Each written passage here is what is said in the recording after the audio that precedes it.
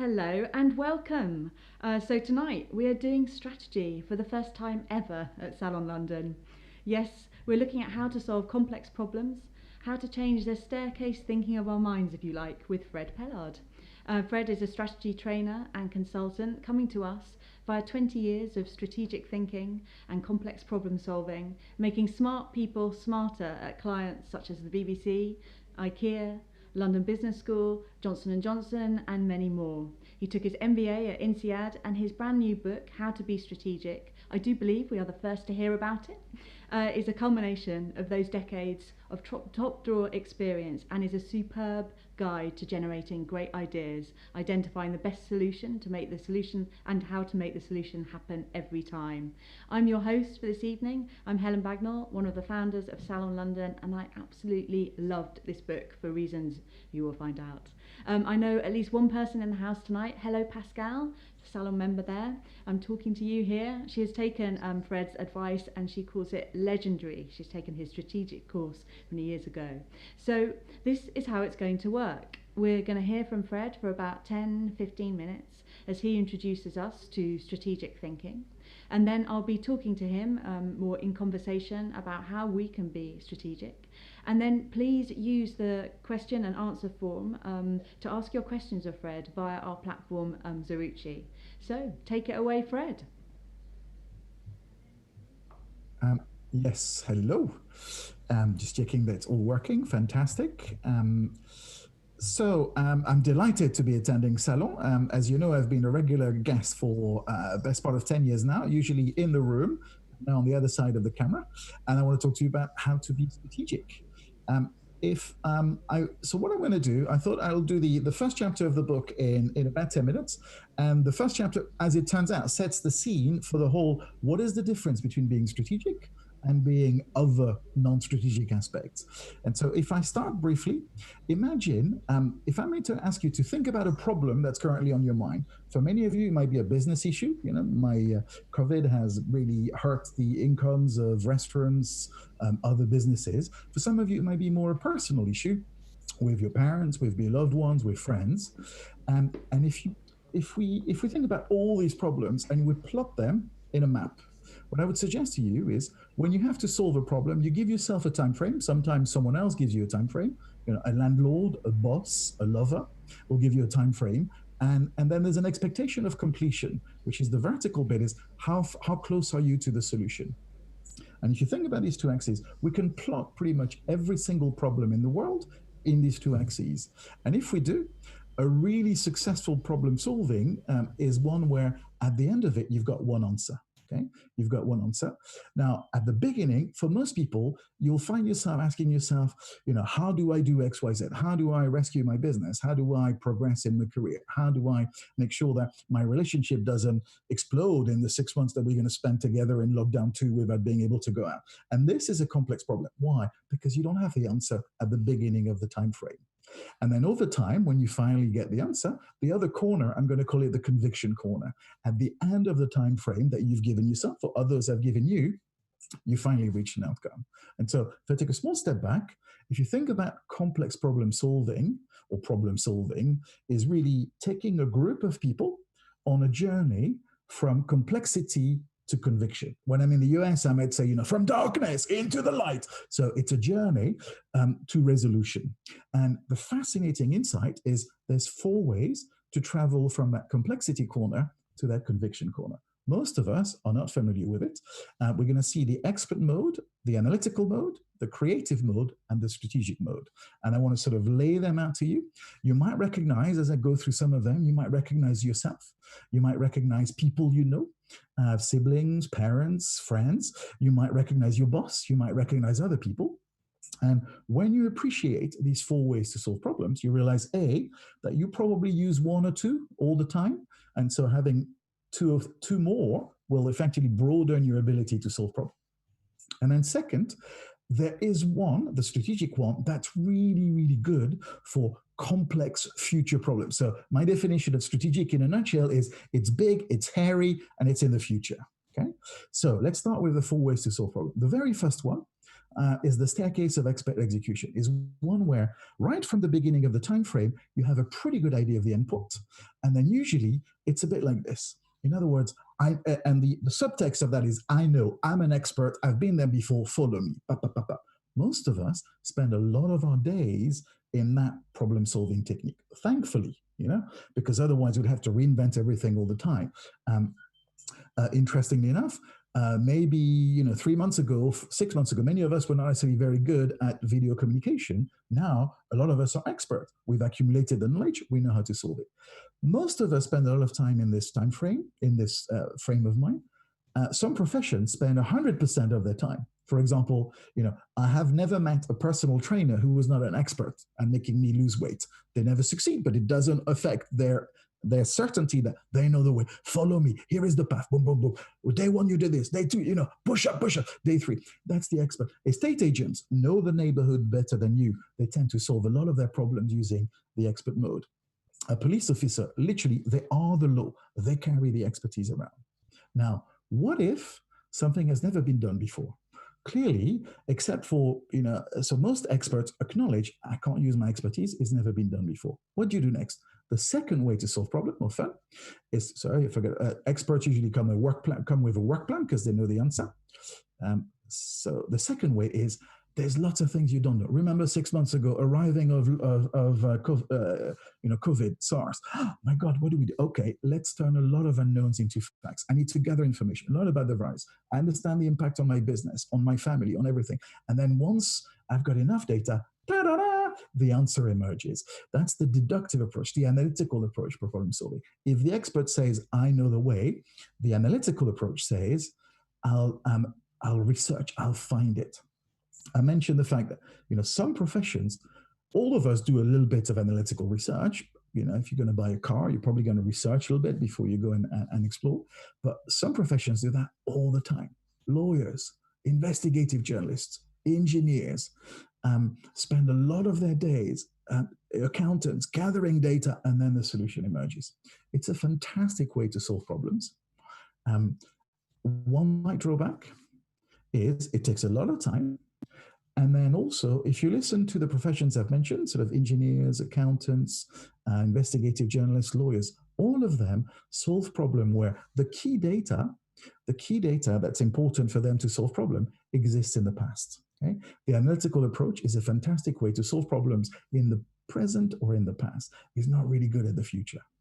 That's why there's a third way to solve problem used by professions who typically spend a lot of their times in the, I'm going to go quickly through it, who spend a lot of their time in the future. Okay, if you contrast a little bit, and if you look at the expert, the diagonal staircase, and the analytical approach, you could see that if we do a dotted line halfway through, anything above that is a solution or an answer. Anything below that is still a problem or an issue space. You're still finding your way. An expert comes out looking like they've finished a lot earlier than the analytical approach, but it works really well.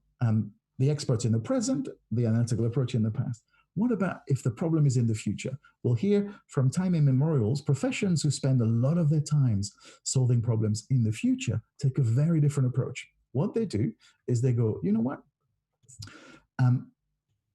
It's in the future. I can't analyze the future. I've got to create it. So what we're going to do is let's not worry about turning our unknowns into facts. We're going to go really, really quickly, and we're going to structure the chaos. We're going to structure the chaos, typically take about 5% of the time allocated to you. So if you've got 6 months, you might spend a week. But if you've got a month, you spend a day. If you've got a week, you spend an hour or a couple of hours. And so you spend 5% of the time allocated to you to get to a place of structure with some options. And then very gently over the rest of the time, you sort of, once you have clarity, you turn that into a little bit more of an answer. Which professions do that? For example, A&E doctors, advertising agencies, military officers, all sorts of professions. When they're faced with an issue, the last thing they do is gather tons of data. They really quickly, very quickly come up with 3 options, either because they're under stress as an A&E or the army, or because they've created the stimulation like an ad agency. And so what you do is you go really quick, or a designer or an artist comes up really quickly with a range of options. And then slowly over time, they whittle it down to the answer they like. Okay. And now I mentioned professions. If we contrast the three routes side by side, so we've got the creative, the analytical, and I'm going to put the expert. Let's pause a little bit for a sec. What you see here is a couple of differences. All of us follow these three paths quite regularly without necessarily noticing. Most of us have a tendency to have sort of slightly bigger grooves where we fall back in the same one. Now, most people might be super expert at work, but then quite creative when it comes to choosing a restaurant, or super analytical at work and quite creative when it comes to choosing restaurants. What usually happens is most people kind of follow, you may call it your personality preference or your profession's preference, or sometimes there's a company culture, or you can broaden it to sort of country cultures. Yeah, you could see that those of you familiar, sort of, if you contrast the sort of Italian approach to the typical Germanic approach, Italian might be, let's come up with three solutions quickly. The Germanic one might be, let's study the problem and then have one answer. And then the Swiss, in the sort of geographically between the two, might go, this is the way it's always been done. Now, what if it's never been done before? You don't have the answer, and it's really a big issue. So there's a price to be paid. There's other people, there's other stakeholders, whether it's romantic partner in a romantic relationship, whether it's your colleagues at work or clients, when effectively it's a big problem in the future with big stakes. That's what I call a strategic issue, and this is what you do. If it's in the future, by definition, there's no data. So there's no point wasting a huge amount of time gathering data. So you got to go up. You got to find a way really quickly to get to a position of clarity. And we'll see how in a minute.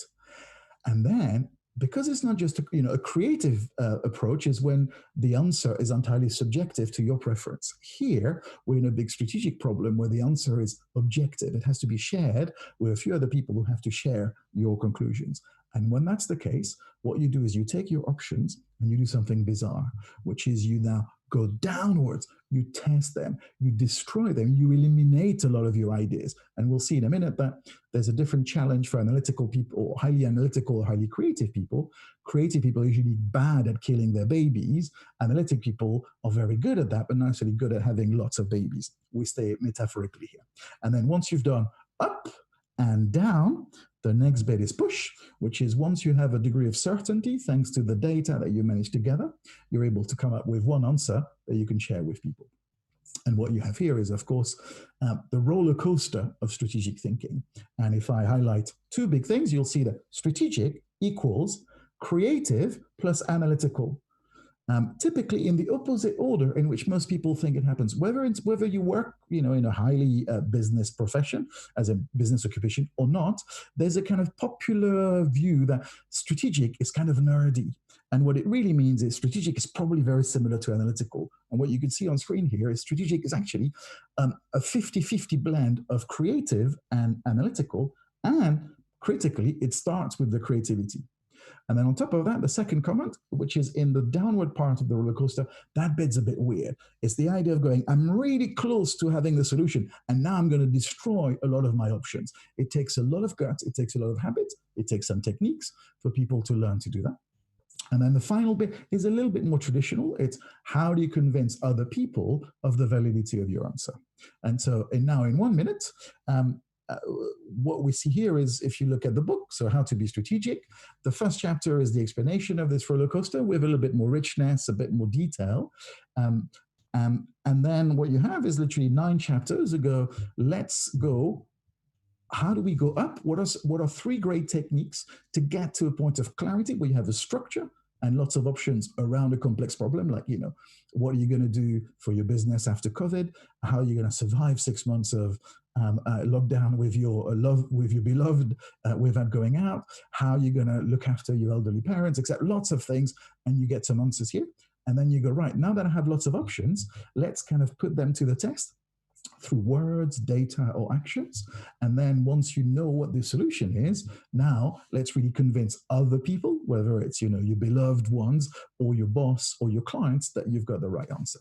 And so in a nutshell, hopefully so under the 10 or 12 minutes promised, this is kind of an illustration of how to be strategic. It's a mindset that goes follow that roller coaster, and a tool set, which means apply a series of techniques depending on where you need help, whether it's to go up to clarity with structure, whether it's about testing through the structure or it's about the back end convincing people of the validity of your recommendation. Voila. Merci à vous, Fred. Thank you so much. And the roller coaster model is your model. Absolutely, yeah. Yeah. And it's the so I've been practicing it for best part of 12 years now, and then when I sort of I've worked with, as you mentioned, I've got about 10,000 alumni. I've worked with 60 clients, and then I sort of presented this to Penguin, and they went, "Oh, we like it. We haven't seen anything like that in any other business context." Plus. Let me call it sort of, there's a group of fan or a tribe of people who've used it and were able to say, yes, this stuff works. And that's how it got, that's how the book came to life. And how do you develop a model? Was there a point at which you thought, that is it, that is what I'm practicing? Did it come together slowly, or is it something that you really sought to investigate whether it worked before taking it out there? So there was two parts. So first, I have to confess, as you may have gathered from the accent, I'm French. Sorry. But I'm also a rocket scientist, double sorry. So I'm a nerd. And, I started in management consulting. I did an MBA. So rocket scientist, management consulting, MBA. I'm not allowed in bars. So I'm trendy. And then, so I started working in strat consulting. And then it's kind of like, so it evolved where I kind of went, it's funny how people find different things difficult. And then you know that I've also written another book called The 6 Moods around sort of emotional intelligence and different personality types. And it really, the two coalesced, which is different people have different predilections, different abilities. And one of the things that seems to trip is the notion that strategic is a complex blend of herbs, to paraphrase KFC. And most people bring half of the herbs, to the party. And to answer your question specifically, I had the insight sort of maybe 2005, and then I started sharing it, discussing it, etc. And then I felt, okay, that's robust enough. I started teaching it, and then people came back with, I've used this technique. It, saved my business. It helped me accelerate my career, etc. And then when you get the validation, you go, yeah. So effectively, this hypothesis has been confirmed. It's really interesting. So I guess my first big question is why do we need to be strategic? What's in it for our future selves? Because all of us face big, hairy future problems in life. And I keep one of the things I do often in the book is I bring business problems and I compare them with personal problems. So when I talk about how you satisfy customers, I go, well, how about how you satisfy your parents? Because there's a degree of take them for granted, but maybe if I pay attention to their needs, etc. So in the happy line in particular, there's a kind of and so there's a sort of how you use the technique in a business context and in a personal context. And if we go, why do you need to be strategic? Because if you're not, you're going to be permanently taken by surprise by the big hairy problems that the future is going to drop in your lap. I'm not going to mention governments around the world, but you can probably tell the difference between governments that are strategic and those that are not, or companies that are strategic or those that are not. And broadly speaking, strategic people, my favorite my catchphrase, as it were, is don't worry, be strategic. Non-strategic people worry a lot and jump from crisis to crisis. Sometimes they enjoy it. Sometimes they do it a bit reluctantly. And so why be strategic? Avoid as much as you can the next big crisis, or at least avoid the mania that the next crisis might trigger in you at work or at home. It's one of the only business books I've ever read that seems like it was written for a person, to be read by a person. And and you've mentioned this a couple of times in your intro and just then, there's a real psychological element to the book. You really, all of the exercises are designed to work as well for a relationship you might be facing, either in your personal life or in your work life, or whether you're planning world domination for your business. There are so many different examples of it. Why did you choose to put so many personal examples of how to be strategic in your personal life in your book? Because most people spend most of their life in their personal life than in their work life. Sounds a bit counterintuitive, but work is personal and personal is personal. It used to be that personal was not work. So people have by age, 30, 35, 40, people have a bigger library of personal experiences than they have of business experiences. And in particular, they spend less time doing strategy. Until not too long ago, strategy was perceived to be, or strategic was perceived to be something that was done in a corner office by a few people every couple of years. Obviously, the acceleration of technologies and the events that we see happening all around us means that a lot of us have to think a lot more about how we respond to these circumstances. But typically, you build the muscle of thinking strategically in a personal context, and then you can apply it in a business context. And put it another way, Chan Kim was one of my guru, the professor of strategy at INSEAD who invented Blue Ocean Strategy. Is it literally summarized business? Not business is nothing other than relationships. Literally, business is getting other people to give you money in exchange for a promise, whether the promise is a product or promise of a service. So you have to understand people. You have to focus on people. You say that so easily, and in reading this book over the last week or so, I really began to see that it's so clear of all of the professions. Strategists, more than any other profession at the moment, are used to structuring chaos in times of uncertainty. So is it the hour of the strategist, Fred? Is it the hour of the strategists? Possibly. Although again, you also have the master tactician. So effectively, one of the things about strategists is they anticipate chaos, they plan a little bit, and then they're not always perfect when the whole thing collapses.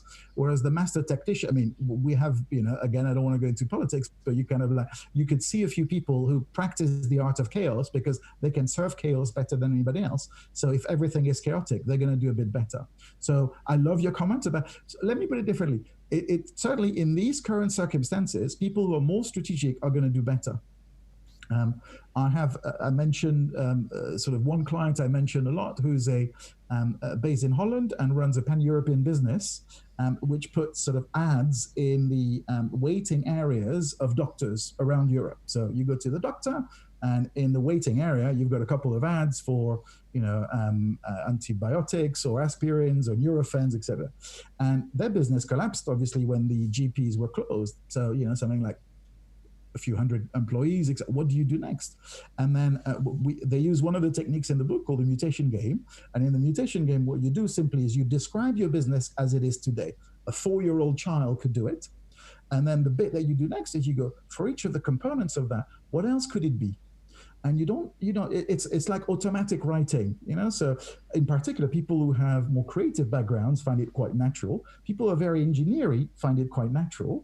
You go, okay, what else could it be? And then in a few seconds, they discover that they could effectively, they're advertising to health conscious people who maybe the GPs were closed, but these guys were still going to the gyms. So they turn to a large gym operator in France, Netherlands, Belgium, and these guys were like, we were waiting for people like you to, we were waiting for people like you to come and see us. And so literally I'm exaggerating slightly, but maybe half an hour of mutation game and, a few million euros of business obtained like that. Now, if you do that a few times in your year, that's a year well spent. It's true, and I hope we'll come on to talk a little bit more about the mutation game and the other exercises in a minute. Before we move on, I just want to say I think a lot of people tonight will be here, and they will have a problem in mind, an idea for a new direction, or as you say, we're in such uncertain times, really needing, new ideas in which they can pivot and change their business, perhaps get a different result, or use this time of uncertainty to launch something, perhaps as a side hustle they've been thinking about, or as you say, as a relationship that they want to change. And I just wanted to redefine, before we go onto that roller coaster, redefine your definition of strategic. This is, you said in your introduction that it's creativity and being analytical. Is that what we're looking for? Yeah, absolutely. Strategic is really my definition of what is strategic. Is that I don't want to make it more complex, that big hairy future. So it's something big and it's a bit hairy, so it's complicated and important, and it's in the future. So it's a strategic challenge. And then how do you tackle it?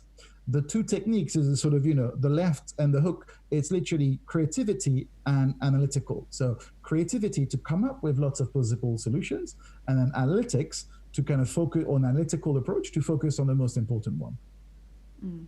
Okay, right, let's go in. I've got a question about questions. And this really chimed with me when I was reading the book, and that was about how you put your question to yourself, to your stakeholders, to whoever you're working with to be strategic, or if it's yourself to yourself.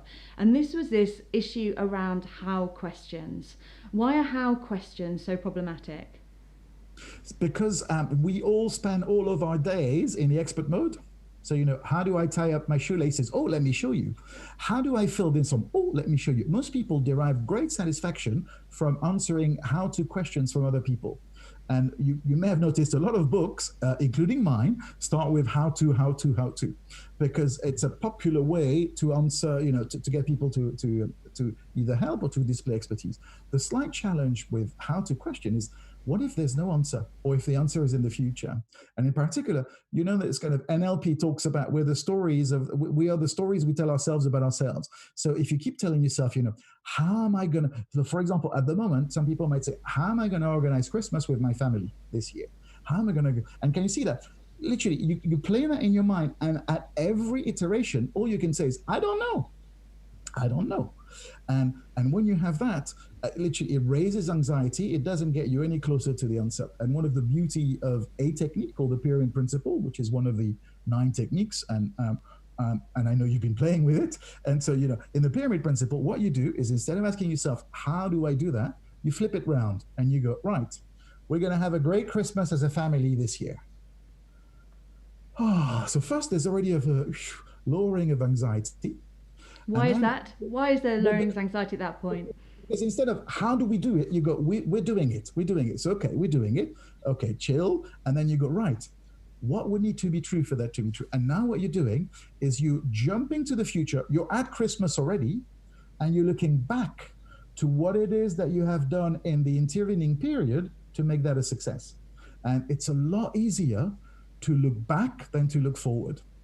That's why people love telling anecdotes about their childhood, because they go, oh, let me tell you that when I did it. Because effectively, it's a fact. It's in the past. It's fact. It's tangible. It's solid. I know it. I've been there before. The future is unknown, is multiple. There's lots of options. It's scary. Lots of things could go wrong. And Barbara Minter, who was the very first female consultant at McKinsey. So before her, there was only men. And then she arrived, and she had allegedly 2 great skills. One is she could talk to people. We now call it emotional intelligence. And then the second bit is that she was really good at structuring problems. And one of the things she identified is that if you flip a question into a positive statement, you lower the anxiety and you turn it into now a practical riddle. So if you continue with this, we're having a perfect time at Christmas as a family. Okay, what we need to be true for that to be true?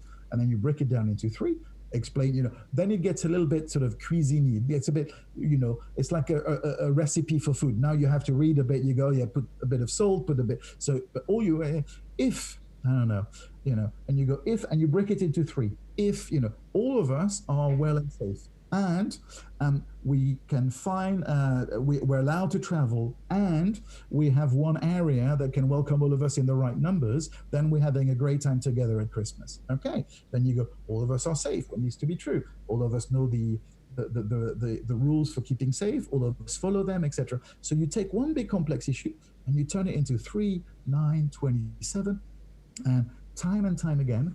The first 1 or 2 times that people do it, obviously, my recipe sounds great. They try it. It's a bit harder. That's why we have exercise in the book and on the website, strategic.how. But by the 3rd time, they go, oh, I get it. Because it's the same thing. You ride a bicycle without thinking. I'm sure if we showed you photos or film footage of your early years, there was a lot of falls involved. And the pyramid is like 3 goes.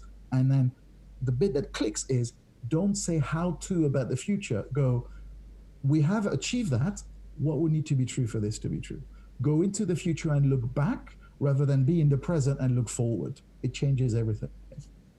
Yeah, it really did. And as you know, I've worked quite hard with the pyramid principle this last week, looking at a project I'm looking to do. And, certainly with myself and a couple of the team members that I've been working with, you're absolutely right. The minute it's gone into the past tense, there's so much less anxiety around it. And, also the idea of people coming to you when you're working in the moment and asking how we're going to do that.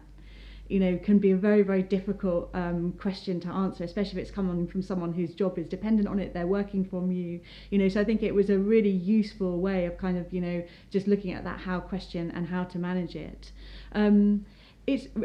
It's doubly interesting, and well done, Barbara Minto, is it, for developing it? Yes, absolutely.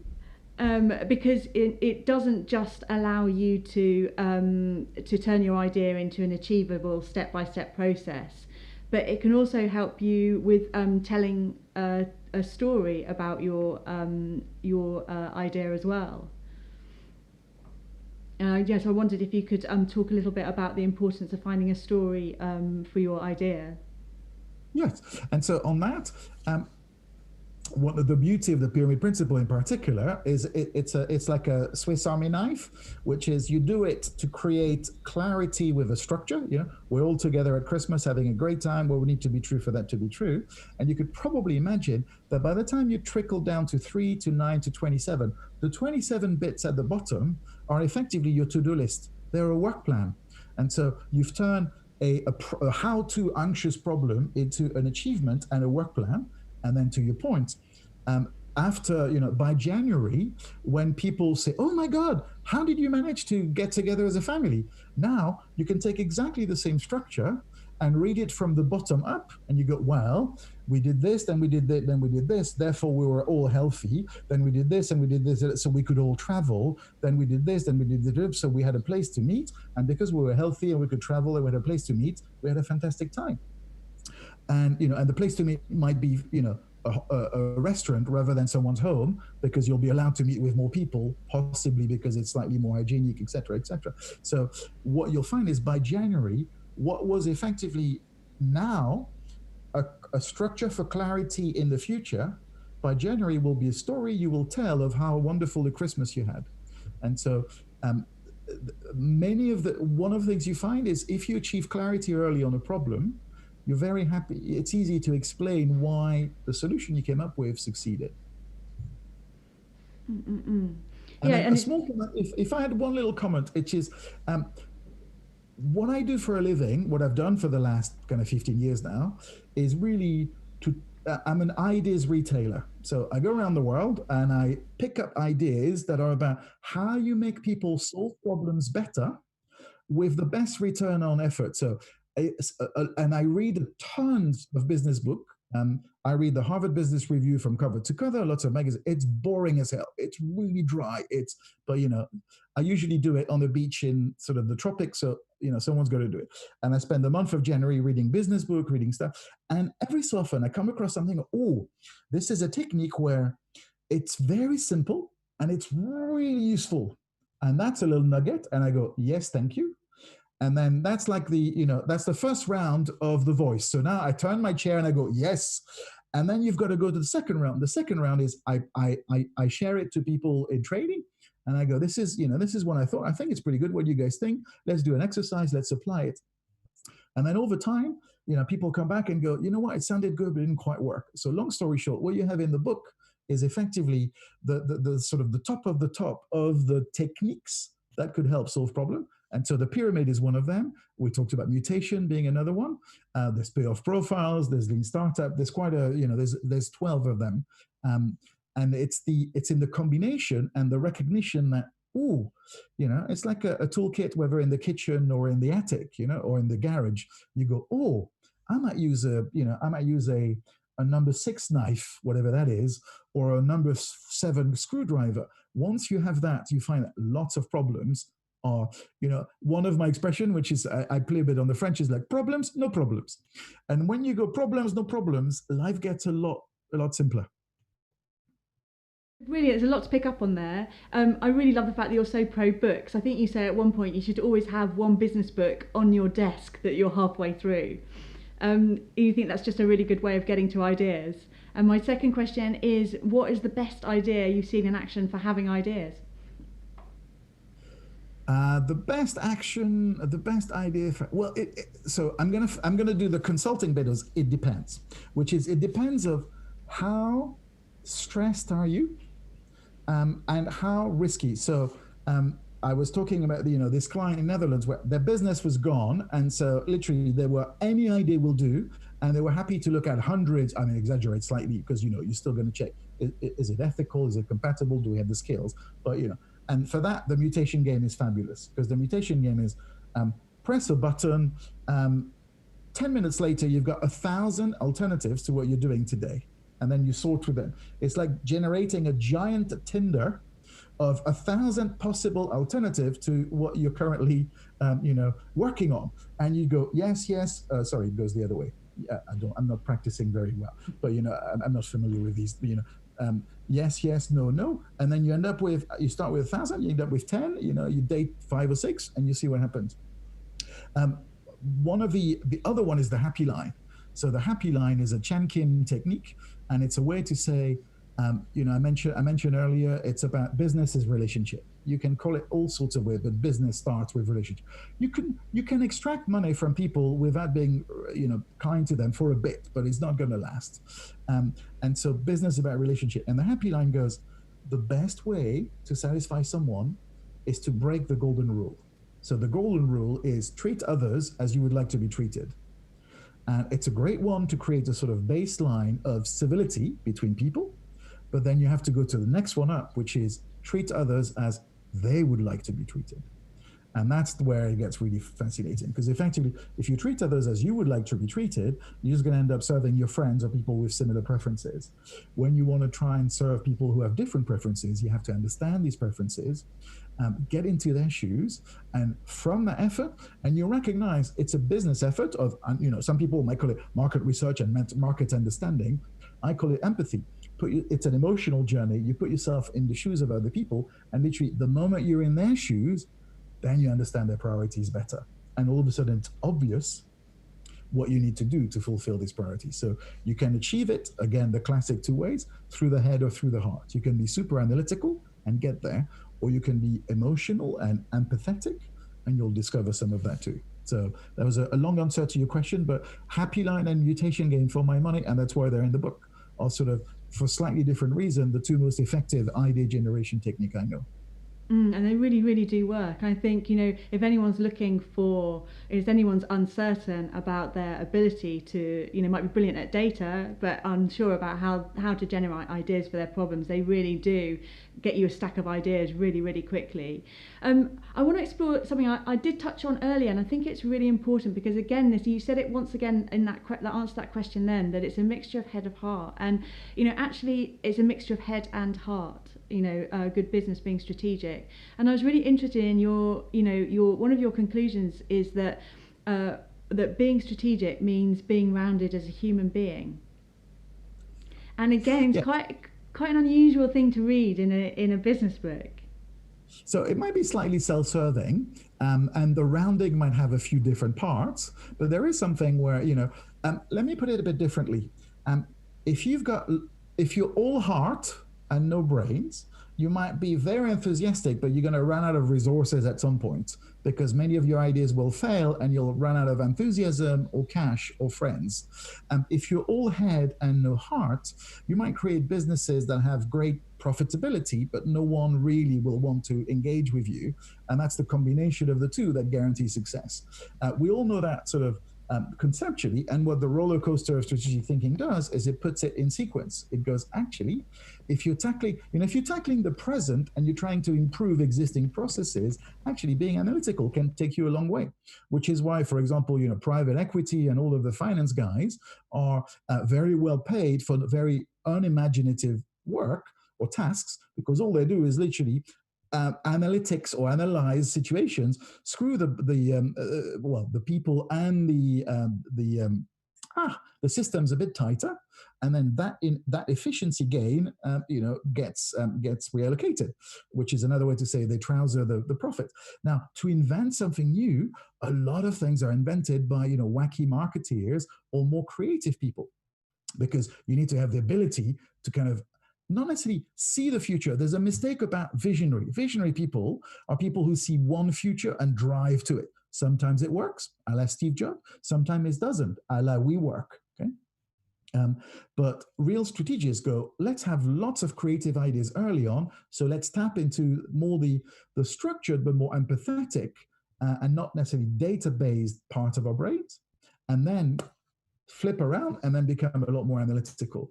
And you can hear it. Very few people manage to do both because it's hard. And part of the thing that I mentioned, and I say it every time in training, I go, guys, you'll find that there's a certain prestige, at least in the business world, to being the strategist or working in strategy.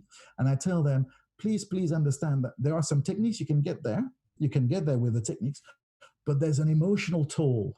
It's like a pilot going up and down and re-enter and re-enter. You know, you go up and you go down. You go gravity or an astronaut. You go up and down. At some point, it takes a toll.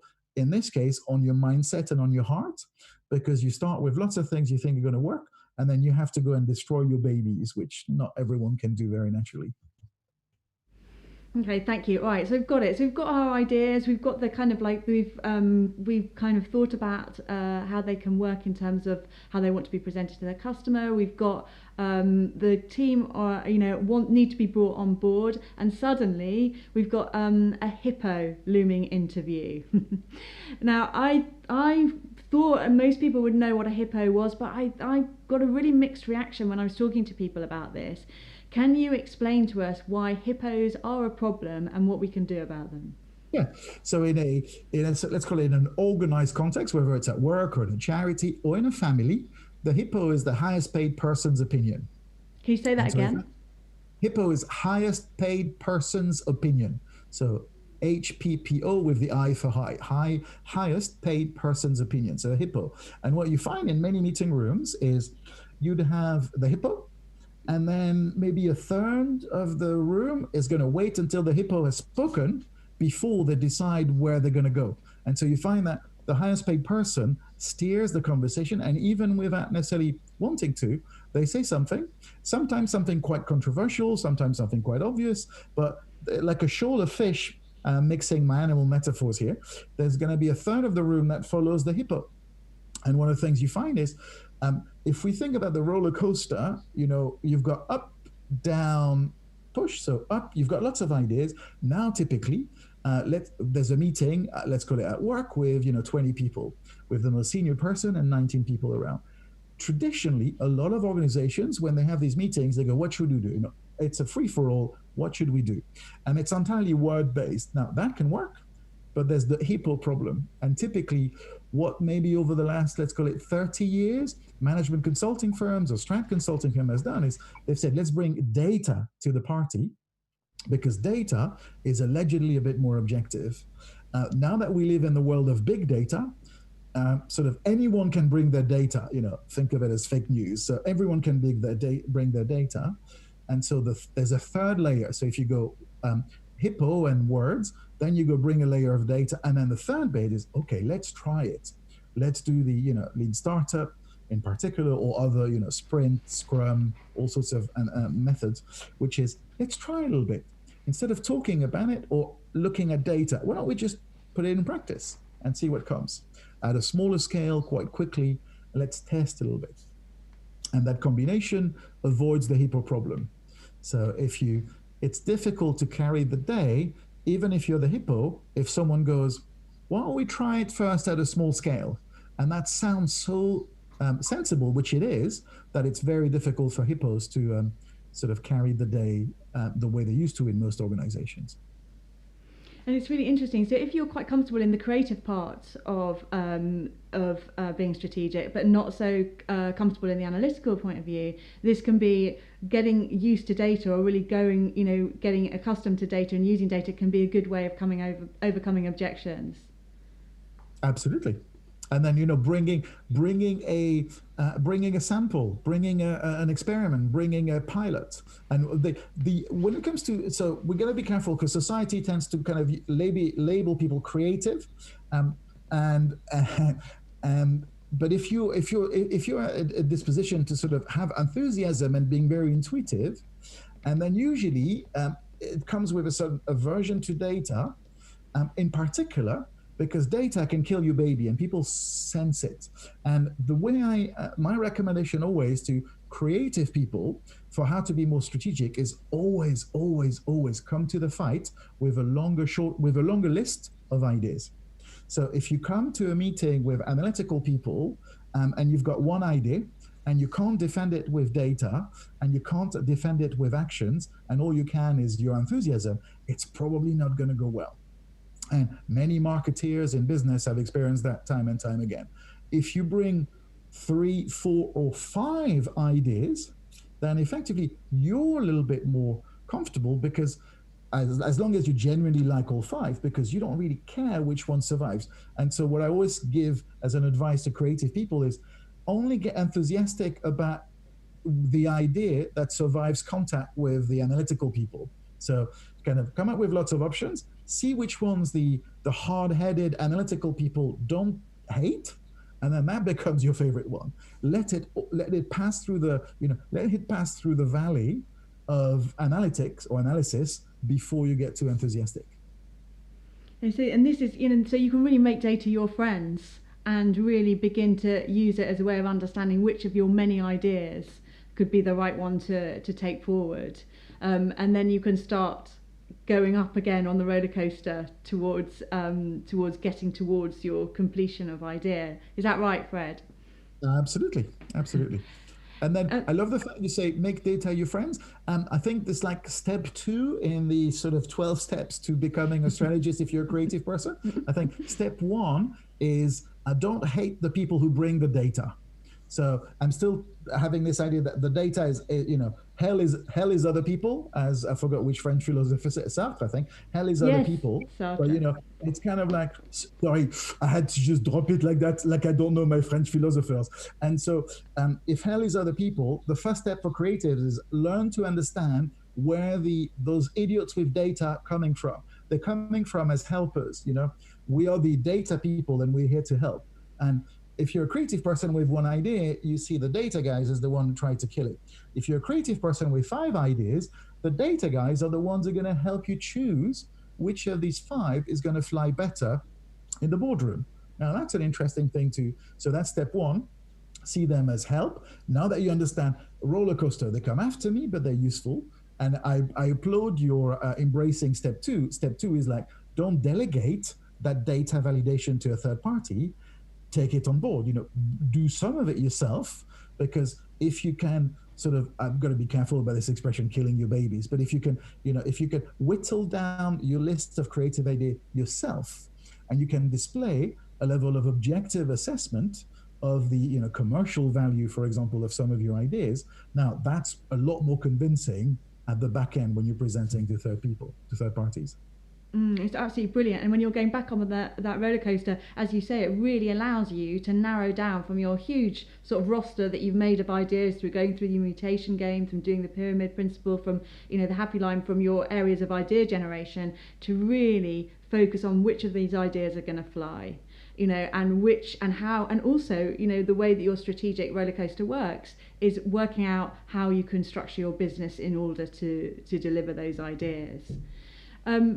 But before we leave that, I had a question about failure. It's a big idea that we've been around for, the last decade, 2 decades maybe.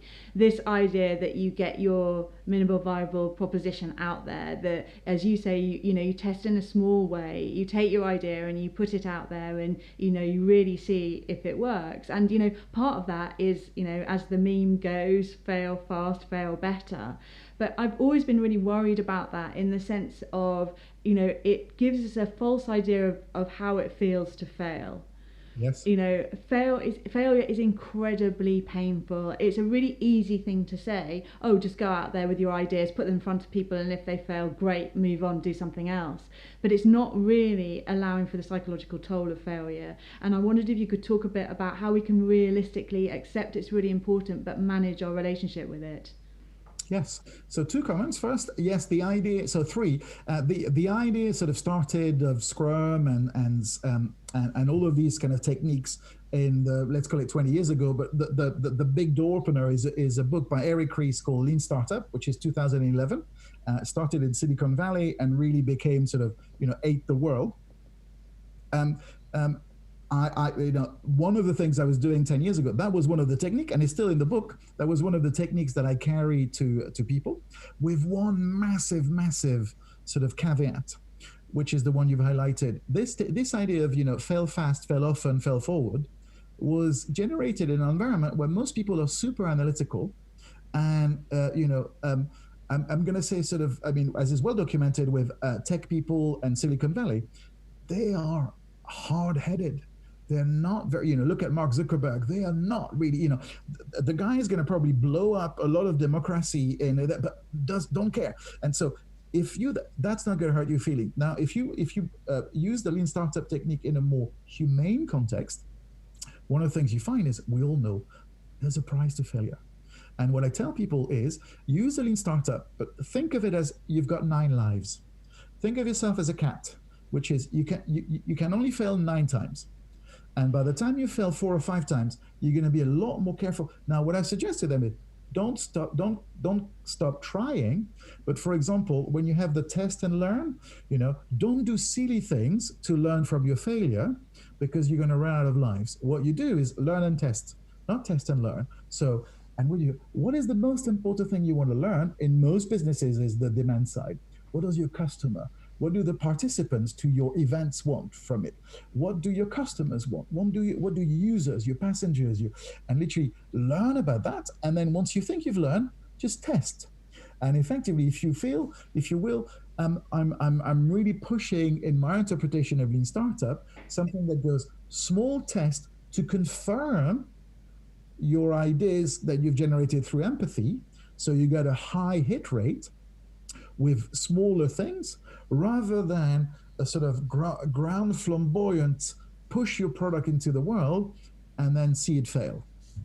So fail fast, fail often, fail forward, absolutely. But you've got 9 lives, so treat them with care. Thank you. I think it's a really missing part of the narrative, and I think it really brilliantly puts in perspective the value of it. So thank you so much. So we've dealt with hippos, we've made friends with data, we don't dislike the people who are bringing the data. It's helped us to understand what is the right idea and how to move it forward to completion. There's a huge other part that we don't have time to go into because we're coming up to close to the end, but this is really about communicating your idea or getting buy-in to it. I did notice that you're quite keen on neuro-linguistic programming, Fred. As a method, and I noticed when we were having the planning session for this meeting, you said it's really important that you what you tell yourself. It's really important to not make mountains out of molehills. It's important to tell yourself that the obstacles are the size that they really are, instead of kind of like building them into a much bigger size or making catastrophic decisions inside your head about how the landscape looks. And I just wondered if you could just talk a little bit about how NLP has informed your work and how it's useful. So I will be a bit cautious here, because NLP has a claim to be like, the study of human excellence, which I don't buy. So I find NLP is particularly, so it's like the posology at the back of a medicine. And it goes, will make you taller, will make you smarter. No. It's just an clear. It's eye drops. It's like, so NLP, I use it in a tiny different space, which is around the communication between parties and in yourself. So, at the linguistic bit, so typically, people like to see things, people like to hear things, they like to feel, and they like to sort of read or look at data. And as a trainer for the last 10 years, one of the things I know is if I walk in an environment and so I'm talking, and if I'm not emotingly connecting emotionally, 20% of people disconnect. If I'm not being rational and clear and logical, another 20% disconnect. And if I don't have slides, 30% of people disconnect. So I've really experienced how you've got these 4 tribes. People who want to see stuff, people who want to hear, people who want to emote, and people who want to be more analytical. And when you have a strong preference, the way you're going to talk to yourself over time is going to affect your perception of what you can solve and how you can interact with others. So there's 2 components in that. One is when you communicate, always make sure that there is, a picture, a few memorable words, some sort of emotion and facts. So one of the ways I summarize my book is literally, don't worry, be strategic, because once you have a series of techniques, it lowers the worry. So most people don't really care about being more strategic, but being less worried, I can cope with that. So an NLP bit is the catchphrase, classic catchphrase. And then the second element is, we don't necessarily always know how we limit ourselves through the way we talk to ourselves. And one of the great things about the roller coaster is, if you're highly analytical, you go, oh, I'm feeling uncomfortable now. That's normal, because the data comes later if you're tackling a big problem in the future. If you're creative, if you're a more natural creative person, then you're going to enjoy the beginning of projects, but not the halfway bit, because lots of your ideas die. And so if you tell yourself that it's just the selection part, and then once it's over, you get to do another project, it's a bit easier to accept. So I like NLP to talk to oneself. I like NLP to use different channels, visual, auditory. I stop at the kind of like, I can make you quit smoking, or I can make you buy my product. I've never had any experience in that, so I don't buy that bit. I thought it was a really useful application for it. And it's when you're dealing with building using memorable language, finding compelling narrative, it's really useful, again, as you have with lots of different ways to generate ideas. There's lots of different ways for really managing the message, whether you're having to get buy-in or launch a business. And I really like the way the book worked. Hey, there it is. In the sense that you're really honest with the way that it can be used, in the sense of if you read it in one go, some of it is going to really chime with you, and then some of it is going to be really useful 3, 6, 9, 12 months later, depending on where you are in the cycle. And you really have built it incredibly well with all these exercises that you can really practice each element of the roller coaster, and you really are kind of moved through the process, as you say, from idea through to completion. We've got a question that I want to get in before we come to an end. It's a great question. And this is thank you, Fred. Why shouldn't you just skip the strategy stuff and steal the 10% that's working from your competitors? Oh, so that's a moment that says, yes, most innovation fails. And then most of innovations fail. Absolutely, copy what works from the competition. That's a perfectly legitimate thing to do. So if I give a little backstory, there's something that says, about around the mutation game in particular, what is it that companies do most naturally to succeed? I don't know, if you launch a festival, you're going to copy another festival. And you go, what's the best festival? What do they do? Oh, they've got water, they've got, it's also a festival, they've got water, they've got great guests, they get a bit of, and so you're going to copy. And why do that? Because the festival in year 7, they've got lots of things that didn't work in year 1, year 2, year 3, year 4, and a lot of it has disappeared. So if you copy the current iteration, you're getting best of breed. But the slight drawback is, if all you do is copy, then at some point you're going to always be one step behind. So you'll get the reputation of the copycat of. Now, one client of mine, for example, actually I probably don't want to go into too much detail, but is a copycat in a given market of a very successful tech firm. And that tech firm hasn't entered the market yet. So they can be very successful, but just copying. Once the big giant arrives, their business is gone, unless they've developed an understanding of the local circumstance and the ability to generate ideas. But copying is a very successful game for a while. So absolutely do it. You'll find in the book, I've copied the best techniques from other people. I've distilled it in hopefully more readable and slightly more human-centric sort of language and approaches. But of course, copy for a bit. And then at some point, you've got to be on your own and find a way through. Okay, thank you. And one quick question from Kathy, who says, do we have to, thank you, Fred, do we have to accept the certainty that things are not coming back as they were? Life is an ever-moving river, so no day ever comes back as they were. It's just a question of scale. So that's a bit of an NLP for you, but to put it into perspective, this idea that tomorrow is not the same as yesterday has been true for time immemorial, and it was true before the pandemic, and it's going to be true. It's a question of scale. Okay, thank you so much.